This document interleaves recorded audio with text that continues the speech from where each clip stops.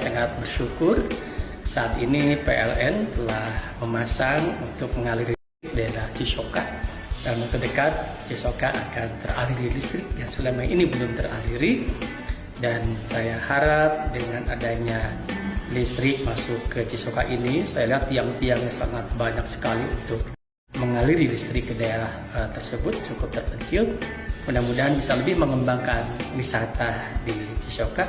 Tapi ingat ya semuanya, jaga lingkungannya, jaga kondisi alamnya, dan menjadi kewajiban untuk menjaga lingkungan tetap lestari, wisata pun terus berkembang. Insya Allah doanya saja dari daerah Cisoka ke Cibubut ke Cibugal kita akan